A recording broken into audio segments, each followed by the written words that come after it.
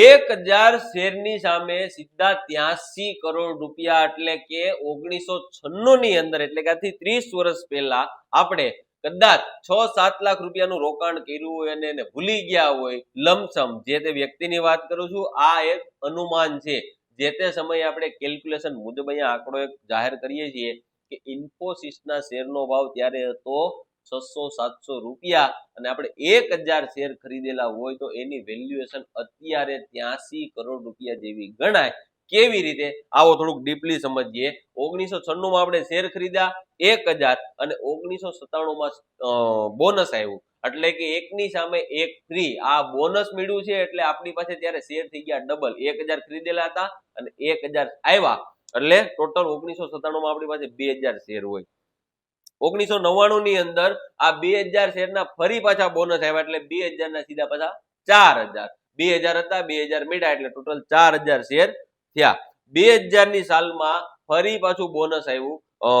Bonus ની અંદર એક સામે એક શેર ફ્રી આપવામાં આવ્યો એટલે કે 4000 ના શેર થઈ ગયા સીધા 8000 શેર.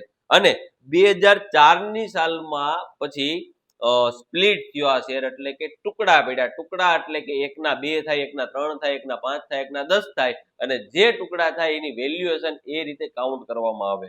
તો 2004 ની સાલમાં એકની સામે બીજા 3 આપવામાં આવ્યા એટલે ટોટલ થઈ ગયા 4 શેર. તો 8000 શેરની વેલ્યુએશન ડાયરેક્ટ એ શેર થઈ ગયા 32000 શેર. અને 2006 માં ફરી પાછું એકની સામે એક બોનસ આવ્યું એટલે 32 ના 64000 શેર. 2014 માં 64000 શેરના ફરી એક બોનસ આવ્યું, એક શેરની સામે એક શેર ફ્રી એટલે કે બોનસ. તો 1,28,000 અને 2015 માં 2,56,000, 2018 માં 5,12,000 અને આ 5,12,000 શેરની વેલ્યુએશન અત્યારે 2024 માં લગભગ 83 કરોડ 45 લાખ રૂપિયા જેવી થાય. એટલે વિચાર કરો કે જે તે સમયે 6-7 લાખ રૂપિયાની વેલ્યુ અત્યારે કરોડોમાં થઈ ગઈ છે, 83 કરોડ રૂપિયા. તો કલ્પના કરી શકીએ કે આપણે કમ્પાઉન્ડિંગ, સ્પ્લિટ, બોનસ શેર બજારની અંદર જે લોકોને અહીંયા કઈ બહુ વધારે સારું નથી લાગતું યા તો એવું વિચારે છે કે બહુ રિસ્કી બિઝનેસ છે, પણ એક ઇન્વેસ્ટર તરીકે જો આ દ્રષ્ટિકોણ આપણે રાખ્યો હોય કે ભાઈ જેવી રીતે આપણે ગોલ્ડમાં રૂપિયા રોકીએ છીએ તો કદાચ 30 વર્ષ પહેલા ગોલ્ડમાં રૂપિયા આપણે રોકેલા હોય તો એની વેલ્યુએશન અત્યારે બહુ સારી એવી હોય, રિયલ એસ્ટેટમાં રોકેલા હોય તો એની વેલ્યુ પણ અત્યારે સારી એવી હોય, એની સામે કોઈ શેર લીધેલો છે તો અહીંયા બોનસ પણ મળ્યું, સ્પ્લિટ પણ થયા અને સાથે સાથે હજી એક ઇન્કમ એટલે કે ડિવિડન્ડ. તો ડિવિડન્ડની પણ ગણતરી થાય છે આ શેર બજારની અંદર એટલે કે એક્સ્ટ્રા ઇન્કમ ચાલુ થાય. અને આ એક્સ્ટ્રા ઇન્કમને આપણે અત્યારે કાઉન્ટ નથી કરી ડિવિડન્ડને, પણ તોય આપણા શેરની વેલ્યુએશન અત્યારે 83 કરોડ રૂપિયા થાય. એટલે કહેવાનું મારું તાત્પર્ય એટલું જ છે કે આ કરવું એ સહેલું નથી, પણ શરૂઆત તો આપણે કરી શકીએ.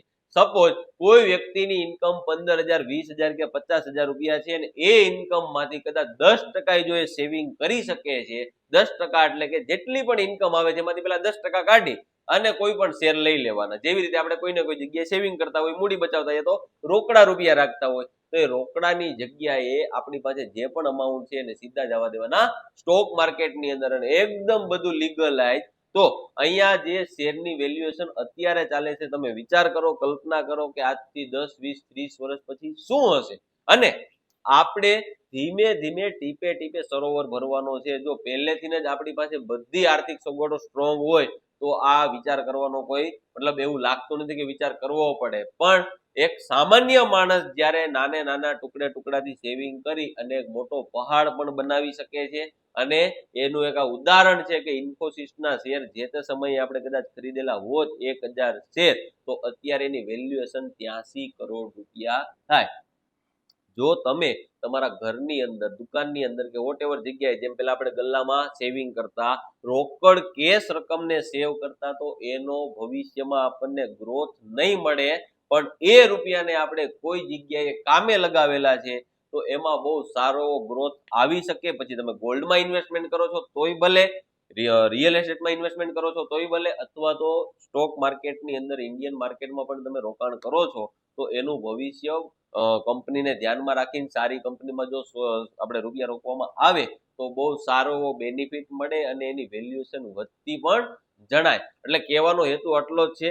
2026 નું વર્ષ ચાલુ થયું છે તો આ વર્ષની અંદર તમે મેક્સ ટુ મેક્સ યા તો મિનિમમ તમારી જે ઇન્કમ છે એના 5-10% તમે સ્ટોક માર્કેટમાં યા તો ગોલ્ડમાં યા તો રિયલ એસ્ટેટમાં જ્યાં તમને સરળ લાગતું હોય ત્યાં તમે ઇન્વેસ્ટમેન્ટ કરવાનું ચાલુ કરો, સેવિંગ કરવાનું ચાલુ કરો. ધીમે ધીમે કમ્પાઉન્ડિંગ થશે એટલે કે રૂપિયાની સામે બીજા રૂપિયા કામ કરવાનું ચાલુ કરશે અને એ રૂપિયાનો જે ગ્રોથ છે કલ્પના બહારની આપણે વાત છે કે ક્યારે શું થઈ શકે અને જોખમે એટલું જ લેવાનું કે જેનાથી આપણને કઈ ફરક ન પડતો હોય. આ વિડીયોની અંદર મારો કહેવાનો મતલબ કહેવાનો હેતુ એટલો જ છે કે તમારું જે સેવિંગ થાય છે રોકડની જગ્યાએ કોઈ પણ જગ્યાએ કામે લગાવો અને ધીમે ધીમે સ્ટોક માર્કેટ વિશે શક્ય હોય તો થોડુંક જાણવાનો પ્રયત્ન કરો.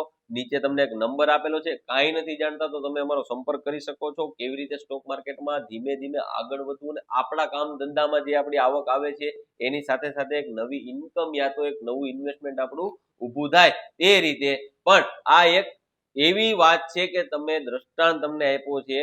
આગળ નિર્ણય લેવો ના લેવો અને જો નિર્ણય લેતા હોય તો તમારા કોઈ નાણાકીય સલાહકાર વ્યક્તિની સલાહ લઈ અને આગળ વધવા વિનંતી. અને આપણી ચેનલ સાથે જોડાયેલા રહેજો, આવી નવી માહિતી તમને મળતી રહેશે. થેન્ક યુ, ધન્યવાદ.